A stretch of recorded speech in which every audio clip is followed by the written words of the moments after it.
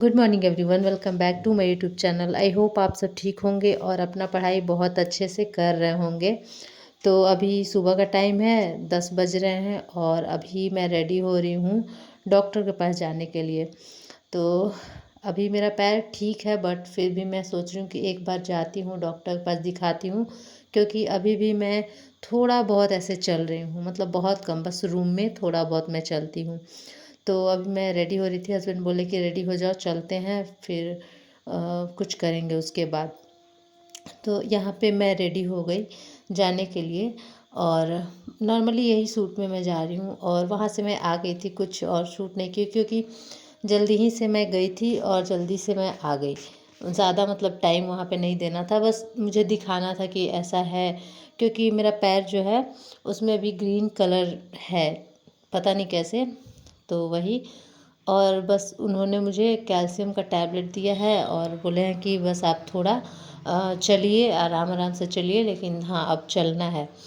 तो अभी पता नहीं, अभी मैं चल रही हूँ तो दर्द हो रहा था पैर में।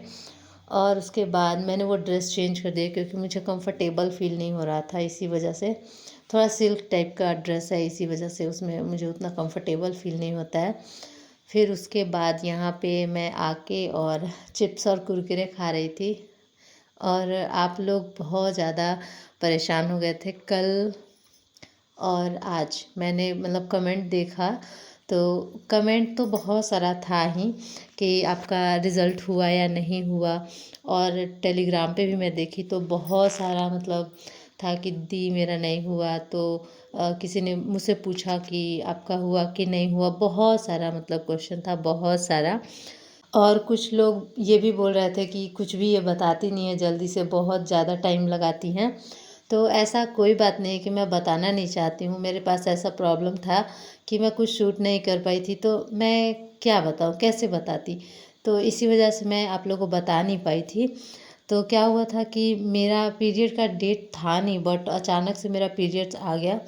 तो कल मैं बस दिन भर बेड पे पड़ी हुई थी, जिसकी वजह से मैं कुछ भी शूट नहीं कर पाई थी। और जब मैं शूट ही नहीं करूँगी कुछ, तो मैं वॉइस ओवर करूँगी क्या, आप लोग से बातें क्या करूँगी, क्या आप लोगों को बताऊँगी।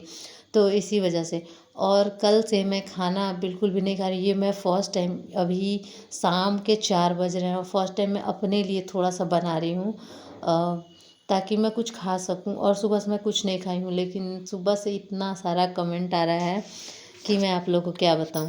फिर मैं सोची कि चलो रिप्लाई कर देते हैं। फिर मैंने देखा कि इतना सारा क्वेश्चन है, मतलब तो मैं सबको रिप्लाई तो नहीं कर सकती हूँ। बहुत सारा क्वेश्चन था कि आपका हुआ नहीं हुआ, ये वाला।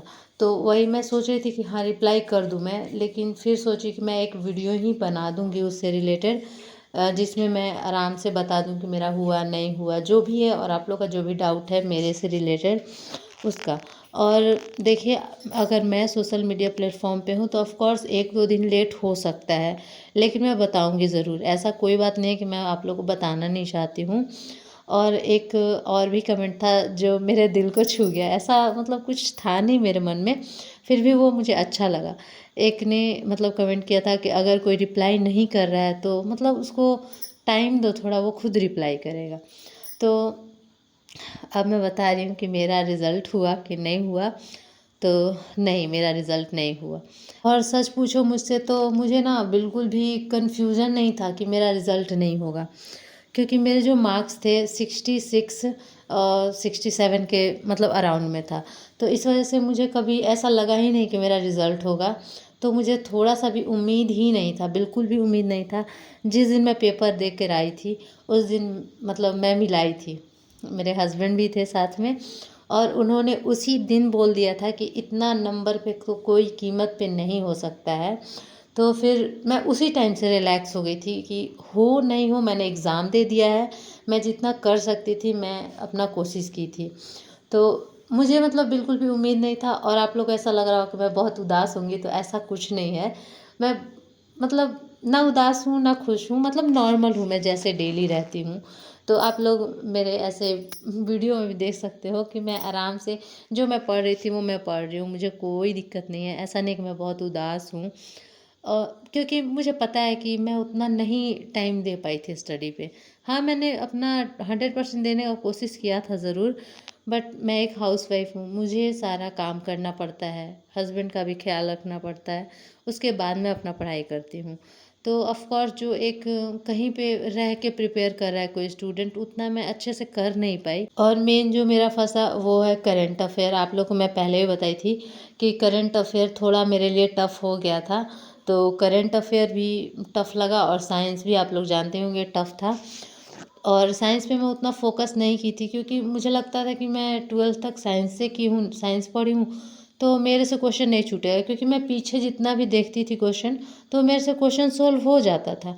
तो इसी वजह से मैं सोची थी कि मैं अपना और सब्जेक्ट पे ध्यान देती हूँ, जहाँ मैं नंबर बढ़ा सकती हूँ। साइंस में तो मैं बस सोच रही थी कि मैं इसमें नंबर नहीं बढ़ा सकती हूँ, इस वजह से मैंने ज़्यादा टाइम नहीं दिया था। मैं टाइम दी थी, ऐसा बात नहीं है, बट उतना ज़्यादा नहीं दे पाई थी क्योंकि और भी बहुत सारे सब्जेक्ट थे जिस पे मुझे टाइम देना था। तो इसी वजह से तो उसे गलती तो नहीं कहेंगे क्योंकि मैं प्रीवियस ईयर देख के ही चल रही थी कि कैसा आता है, कैसा नहीं आता है। ऐसा नहीं है कि मैं अचानक से अपने लिए कोई स्पेशल स्ट्रेटजी बना रही थी, ऐसा कोई बात नहीं है।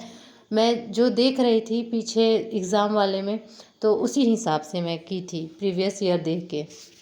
और सच पूछो तो मुझे अपना रिज़ल्ट पता था। शुरू में मैं जब आई थी अपने ससुराल से एग्ज़ाम देने के कुछ दिन बाद, तो मैं मेंस के लिए स्टार्ट की थी। ऐसे आप लोगों को पता होगा, आपने प्रीवियस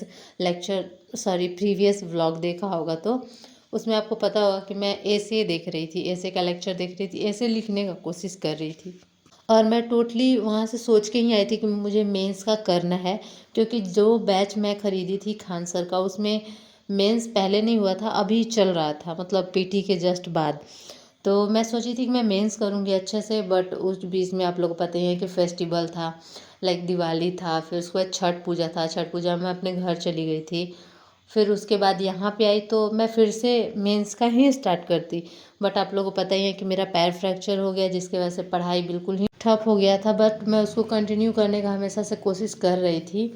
तो मेरे लिए रिज़ल्ट कोई ऐसे मायने नहीं रखता है क्योंकि मुझे पता था कि मेरा रिज़ल्ट नहीं होगा, क्योंकि मैं पेपर मिलाई थी तो मुझे पता चल गया था। हस्बैंड मुझे बताए थे कि इतना पे नहीं हो पाएगा। तो एक तरह से मैं क्लियर ही थी, मैं रिज़ल्ट देख भी नहीं रही थी। जिस दिन रिज़ल्ट आया था मैं आराम से हॉस्पिटल गई, उसके बाद आई तो फिर मैंने इनको बोला कि थोड़ा रिज़ल्ट देख ही लीजिए आप ही। तो ऑफ़ कोर्स हम कंफर्म थे तो देख नहीं रहे थे कि क्या देखें, पता ही है कि नहीं होगा। तो इसी वजह से तो फिर अब जाके जो मैं 5-6 दिन पहले स्टार्ट की हूँ कि अब मैं आराम से फिर से मैं स्टार्ट कर रही हूँ। देखो, या तो आपका होगा तो आप मेंस में लगोगे, आपका नहीं होगा तो आप फिर से अगेन वही काम करोगे।